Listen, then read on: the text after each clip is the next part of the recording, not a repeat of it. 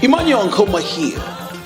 Welcome to the African Institute of Leadership and Governance channel. Right here, wherever you are watching us from, you are at the right platform for your leadership development. Now, leadership is not just about you having influence. Leadership is all about you being able to handle pressure. Remember, leadership is all about showing people the way. Remember, leadership is all about carrying people along. And leadership is solving problems. Here at the African Institute of Leadership and Governance, we have a team that is committed to see to it that your leadership skills are polished and your leadership skills are cultivated. So are you a traditional leader? Are you a religious leader? Are you a civic leader? Are you a political leader? Are you a business leader? This is your platform. Make sure you interact with us on our website and go onto our YouTube channel, click on the push button, and make sure you subscribe so that every time we are on, you are notified. I'll see you again. Thank you for choosing to be part of the African Institute of Leadership and Governance. It's time for Africa, and I say it's time.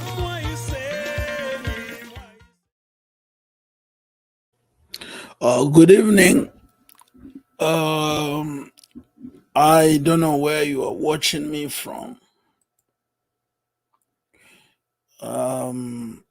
I hardly come this time, more especially on this day, Tuesday. I rarely come this hour, but I felt it is important that I come to us right now. I'm going to say a few things and I'll be out of your way. So if you're gonna watch this later, you will be able to appreciate what we are doing. This is your friend and brother Emmanuel Nkoma from the African Institute of Leadership and Governance.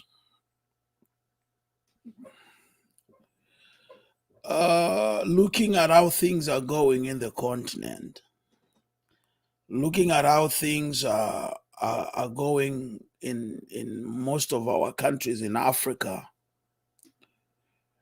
I felt to bring this message to us and state categorically that let us work things out ourselves. Let us work out things ourselves. Let me say it again, that let Africa work out things. Let Africa work out things. The trajectory at which our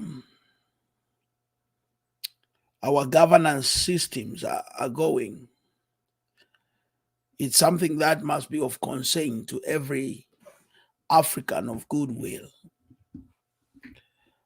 If you are an African of goodwill, it must concern us. It must concern each one of us to see to it that it's almost a norm now that every leader who goes into power or who is in power, after they finish the term of office, the next thing is prosecution. After they finish the term of office, the next thing is prosecution. We have seen this in many, many places. Caroline, watching from Johnson City, Tennessee, USA. Welcome, Caroline. We have seen this going on, that every member of the public office, after they have served the people, the next thing they have to go through is prosecution. It is a bad trajectory in our governance systems. I was watching former member of parliament and former minister of home affairs in Zambia being acquitted today. I followed it up. This is Honorable Stephen Kampyongo. I followed it up and I saw Stephen Kampyongo being acquitted today. This is the former minister of home affairs. And if it is in South Africa, I would have said Minister of Police and Home Affairs, because Home Affairs in Zambia combines police and home affairs and home office. Everything falls together. So he's one of the most powerful. He was arrested, and now today he had appeared before court. He had been going up and down, and today was acquitted. On the very day of acquittal, the man who was former Minister of Defense was arrested.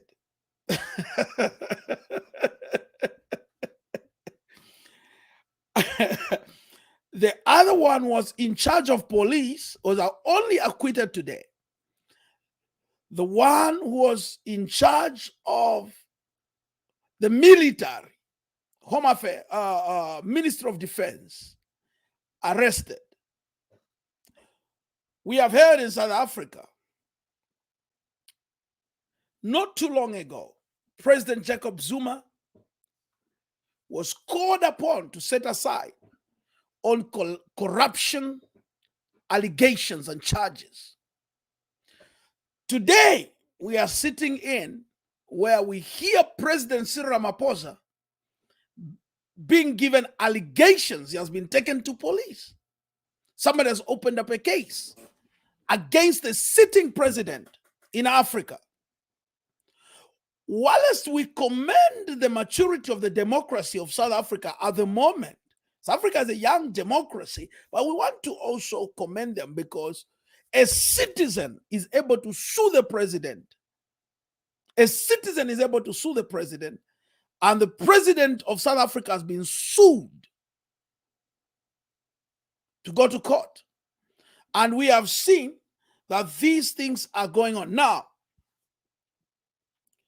I want us to look at it from a very different perspective as political leaders, that a trajectory that is being set is a bad trajectory. That is the reason why we must elect leaders based on their integrity of office. When we speak about integrity and morality of office, does not mean personal only, but we have to look at lifestyle audits. I've for a very long time, I've called for this. Kangwa is saying, is it witch hunting or the allegations are true? It depends. But we have seen that you can, if it's witch hunting, you cannot build your political career on the mistakes or looking for the mistakes of your predecessor. No. That is cheap politics, cheap or petty politics. But what we are saying is that what causes these things and what is happening is that the leaders that we elect in office, most of them, we need to make sure that lifestyle audits must be conducted whilst they are in office. I've called upon this several times, and let me reiterate the call. Africa, let us work out things. Let's work out things so that there is a different approach in our governance systems, so that when people goes into public office, they are going there to save the people, not to save themselves. When are we going to see leaders go to cabinet? What we have seen is politicians. And never be cheated, friends and colleagues, that politicians are leaders. Not all politicians are leaders. Not all politicians are leaders. And many African countries have voted based on who speaks louder,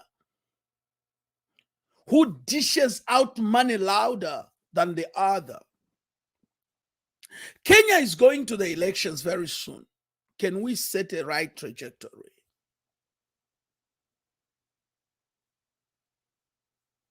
The last thing that I want to speak about. In order for Africa to liberate itself, can we begin to build schools of governance, please? Can we begin to build schools of governance where our own leaders are going to be emerging from? Because what we have seen today, the leaders that we have, 90% are puppets. Puppets of white monopoly capital. Puppets of capital. The people that are making our leaders are outside Africa. The people that are making our leaders are those that have ill interests in our economies. The people who are making our leaders who are taking public office are those that want to control our minds, that want to control our agricultural sector, that want to manipulate our educational systems. Even the democracy that we talk about is something that has been taught to us, not from that which is of our own, but that which comes from the boat, that came in with a boat or maybe by plane, since we've got planes now.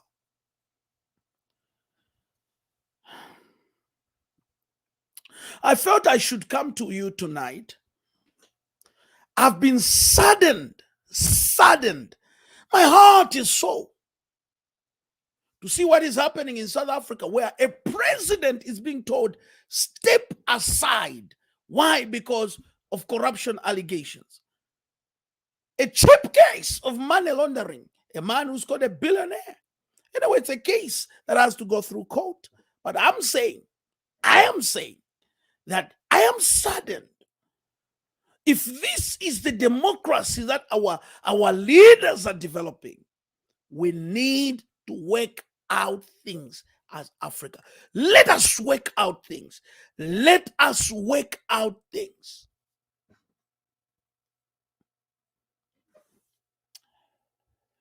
The other thing that I want to say before I go,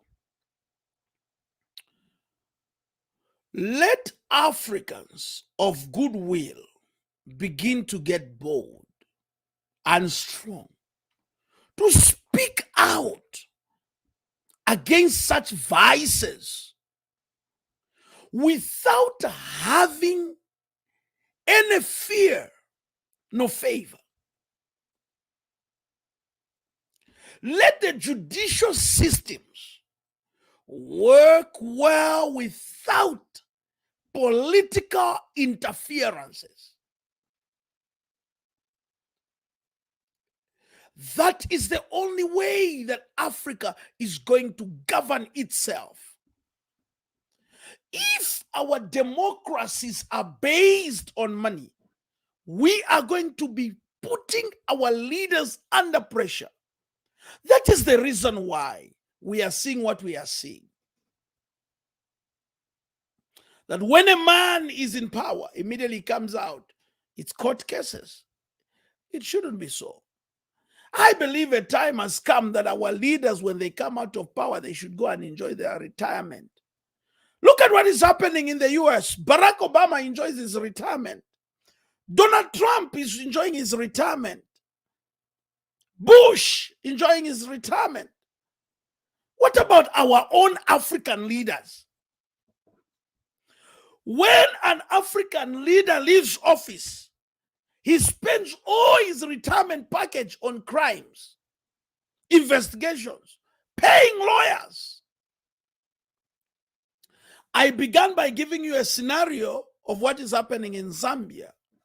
It's just a scenario I gave you to show you how corrupt our leaders are, that we have leaders that are corrupt to the core in public office.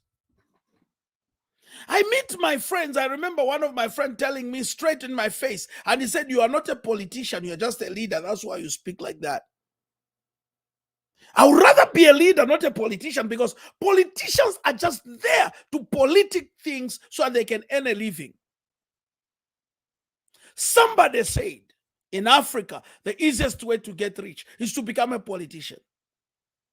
When you go into public office, and let me warn some of you that wish to go into public office. Let me warn some of you that desire to become politicians and leaders. When you are voted into power, go and serve the people that elected you. Don't go and save your stomach. Don't go and save your stomach. We have got many leaders who are in office saving their stomachs, saving their families, saving their girlfriends on public office. Shame on African leaders. Shame on African leaders. Why is it that an African leader, when they are in office, they are busy investing in Dubai? They are buying mansions outside Africa. Why? Because they know that if they build the same mansion within their country, within their village, they will be investigated. If the money that you acquire is genuinely acquired, why can't you spend it in your constituency or in your village? So the people that elected you, they say, "Oh, wow, the man that we elected, we are so proud of him. See what he has built." But we see African leaders going to build a house outside Africa. Do you know why politicians, they send their children to go and study outside Africa? They have failed to build good educational institutions in our continent. Institutions which can have a credible recognition globally. We are still proud of Harvard University, even when most of the countries are about 50 years and 40 years of independence. We are still bragging, "Oh, my son went to Harvard University. My son went to Oxford University." When are our children going to be proud of University of Zimbabwe? When will our children going to be proud of University of Nairobi? When will our children going to be proud of University of KwaZulu-Natal? When will our children going to be proud of going to University of Tanzania? When will our children be proud of going to University of Zambia? As politicians, we are sending our children to Oxford University. We are sending our children to Harvard University. Shame on us. We fail to build infrastructures of education in our continent, and we are busy transferring the wealth of Africa into another continent, wealth of Africa into other continents. African leaders, let us work out things in Africa. Let us work things out in Africa. Let us work out things in Africa. We must think and build our own continent. Japan was built by the Japanese. South Korea was built by the South Koreans. Today, we are saying Africa must be built by Africans. Africa must be built by Africans. Africa must be developed by Africans using African minerals, using African methodologies. Africa must be developed. Africa must produce its own leaders. We don't want our leaders to be dictated by France. We don't want our leaders to be dictated by European Union. We don't want our leaders to be dictated by IMF. We don't want our leaders to be dictated by America or Washington. We are dictated till this very day. Why? Because we have failed to develop our own leadership and governance infrastructural systems. I came to speak to us, and let me call upon all Africans in diaspora. Africans in diaspora, those of you in Europe, those of you in America, a time has come that we begin to think, what can we do to invest back? Many PhD holders, if you are in Canada, you meet a black man who is called doctor. You meet a black man in Canada who's called professor. PhD holders, 90% they come from Africa. 90% they come from Africa. If you go to UK, 90% of PhD holders are Africans. Why? We are busy investing our wisdom into a country that is already developed. Get back to Africa. Help your government. Help your economy. We have got many economists that are outside of the continent of Africa trying to save their stomachs. Get back. Let's save our people. Get back. Africa, let us work things out and set a trajectory that those who will come after us, they will say, yes, there were people that lived before us. We want our grandchildren to come and bless our graves. We don't want our grandchildren to curse our graves and curse their ancestry. But I'm calling upon leaders from all around the world that let us fix our own issues. I came just to provoke you tonight that Africa, it's time. It's time. Let us work out things. Now, do me a favor. We have spoken tonight, but I want you to share this video. Share this clip. Let every African begin to hear this voice. That Africa, change for the better. It's time that our African leaders must develop a conscience to save the people who puts them in office. May God bless Africa. Inkosi Sikeleli, Africa. Good night.